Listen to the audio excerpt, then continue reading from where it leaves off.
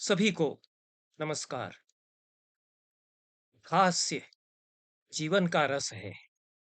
हास्य के बिना यह जगत, जो कि कुछ कम असंतुलित नहीं है, पूर्ण रूप से अपना संतुलन खो बैठता और कभी का रसातल को चला गया होता। ये शब्द हैं महायोगी अरविंद के, जो उन्होंने अपने एक पत्र में किसी को प्रेषित अपने एक पत्र में लिखे हैं, और ये पत्र उनके ग्रंथ लेटर्स ऑन योग में संकलित है। महायोगी अरविंद कहते हैं कि हास्य जीवन का रस है, और उसके बिना यह जगत, जो कि पहले ही से असंतुलित है, पूरी तरह असंतुलित हो जाता है और रसातल को चला जाता है। एक महायोगी ही इस प्रकार की बात हास्य के संबंध में कह सकता है। अन्य कोई व्यक्ति हास्य की महिमा का गान करेगा, पर इन शब्दों में नहीं करेगा। एक महायोगी भगवान शंकर हैं। उनका हास्य बहुत प्रसिद्ध है। कालिदास ने अद्भुत वर्णन किए हैं उनके हास्य के, और वे अट्टहास भी करते हैं, स्मित भी करते हैं। जो 6 प्रकार के हास्य भरत मुनि ने नाट्यशास्त्र में बताए हैं, सभी भगवान शंकर की लीलाओं में हम देखते हैं। लेकिन वे सारे हास्य सामान्य लोगों से भिन्न हैं, क्योंकि योगी की हंसी सामान्य लोगों से भिन्न होती है। उसके भीतर छल छलाता हुआ, उछलता हुआ आनंद का महासागर है। उस सागर में डूबा हुआ वह भीतर ही भीतर हंस सकता है। हो सकता है कि बाहर से उसकी हंसी हमें न दिखाई दे, बहुत हल्की सी मुस्कान थोड़ी कभी दिखाई दे।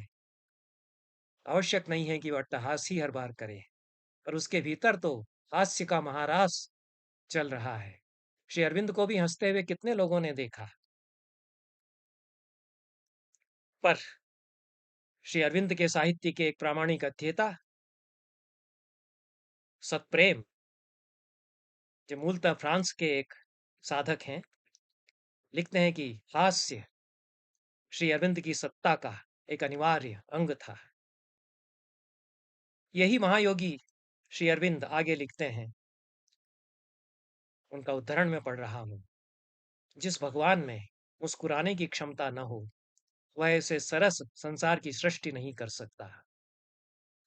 सर्जक के लिए तो हास्य आवश्यक है, उसके बिना रचना ही नहीं हो सकेगी। आनंद में निर्भर होकर के ही कोई सर्जक रच सकता है, सृष्टि कर सकता है। ईश्वर भी तो अपने आनंद में डूब करके, आनंद निर्भर होकर के ही ईश्वर सृष्टि करता है।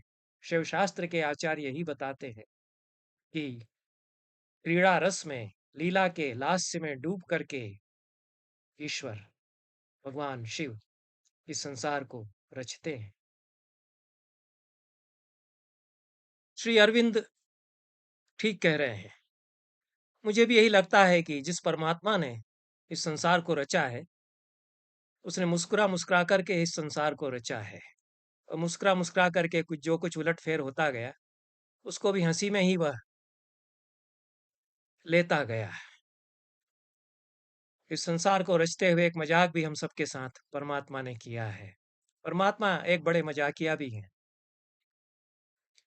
मैं ही यही नहीं कह रहा हूं, शिव दर्शन के आगम यही कहते हैं। क्रीड़ा रस पंडित हैं, खिलवाड़ करते हैं, खिलवाड़ करने में पंडित हैं परम शिव, जब वे जगत को रचते हैं। यह सब खेल है, खेल खेल में ठिठोली भी है। योग वासिष्ठ भारतीय दर्शन का सबसे बड़ा ग्रंथ है, वह भी यही कहता है। आचार्य अभिनव गुप्त कहते हैं, जो हास्य रस के दर्शन के सबसे बड़े फिलोसोफर हैं, वे कहते हैं कि हास्य एक निरपेक्ष भाव है। जो हंसता है वो अपने आनंद में पूर्ण है, उसे किसी की दरकार नहीं। हास्य मनुष्य को स्वायत्त बना देता है, अपने साम्राज्य का मालिक बना देता है। जो गुलाम है वह नहीं हंस सकता, जो अपना मालिक है वह हंस सकता है। जो किसी का मुंह नहीं जोहता वह हंस सकता है। जो किसी का मुंह जोहता है वह विवशता की हंसी हंसता है, मजबूरी की हंसी हो सकती है। आनंद निर्भर होकर के अपने चित्त के स्वराज से यदि कोई हंसता है, तो वह सच्ची हंसी होती है। इसलिए अभिनवगुप्त कहते हैं कि हास्य मुक्त करता है, हास्य भी मोक्ष की ओर ले जाता है। उसकी पूरी प्रक्रिया बताते हैं, क्योंकि हास्य मनुष्य के भीतर के स्वराज को खोलता है। बाकी सब रसों में मनुष्य के भीतर का स्वराज उस तरह से नहीं खुलता। श्रृंगार रस के लिए प्रेमिका चाहिए, कोई न कोई विभाव चाहिए इन सभी रसों में। श्रृंगार रस तभी होगा जब प्रेमिका कोई चाहिए। करुण के लिए अनिष्ट की स्थितियां चाहिए, विपत्ति होनी चाहिए। सभी रसों के लिए आलंबन चाहिए कोई न कोई। पर हास्य में तो मनुष्य अपने भीतर से अपना आलंबन स्वयं बन जाता है। तो विषय और विषय एक हो जाते हैं। विषय और विषय जहाँ एक हो जाते हैं, वह तो समाधि की स्थिति है, वह तो परमहंस की स्थिति है। इसलिए हास्य दो प्रकार का बताया गया, आत्मस्थ और परस्थ। अपने ऊपर हंस सकता है, अपने आनंद में डूबकर हंस सकता है, तो आत्मस्थ हास्य होगा। किसी दूसरे पर हंसता है तो परस्थ हास्य होगा। अमूमन हम सब दूसरे पर हंसते हैं। अपने ऊपर हंस सकने के लिए ताब और आब चाहिए, और जो ऐसा कर सकता है वह तो मुक्त होता है। फिर वह दूसरे पर भी हंसता है, लेकिन वह मुक्त की हंसी होती है। इसकी पूरी प्रक्रिया और यह मुक्त कैसे करता है हास्य बताते हुए आचार्य अभिनव गुप्त कहते हैं कि रस की एक अवस्था रसाभास है। सारे रसाभासों में हास्य विदा हुआ है। यहाँ तक कि शांत रस में भी यदि शांत रस का शांत रसाभास होगा तो उसमें हास्य पिरोया रहेगा, और शांत रस तो मुक्ति की ओर ले जाता ही है।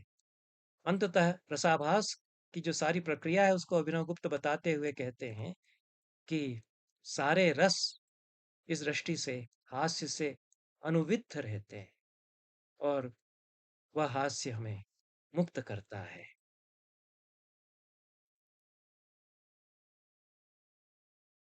तानाशाह भी हंस सकता है और परमहंस भी हंस सकता है। तानाशाह की हंसी क्रूरता की हंसी हो सकती है, विवशता की हंसी भी हो सकती है।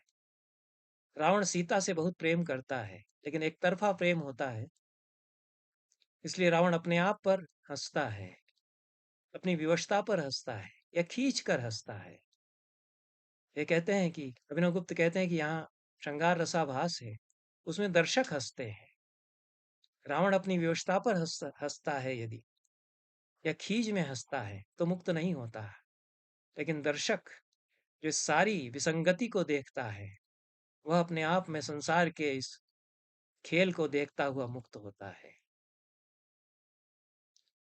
ये जो संसार के खेल को देखते हुए मुक्त की हंसी है, उससे तानाशाह डरते हैं, क्योंकि ये मनुष्य के स्वराज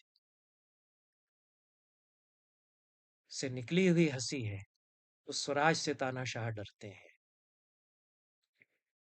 अमिताभ घोष का एक उपन्यास है glass palace, the glass palace. वो बर्मा की राजनीति पर आधारित है। आंसू काई इसमें एक चरित्र हैं। उनके पिता को अपदस्थ करके बर्मा में फौज ने सत्ता हथिया ली है। पूरे बर्मा में आतंक का, अनाचार का, दुराचार का, भय का साम्राज्य है। आंसुकाई आती हैं, इस उपन्यास में जो आंसुकाई है,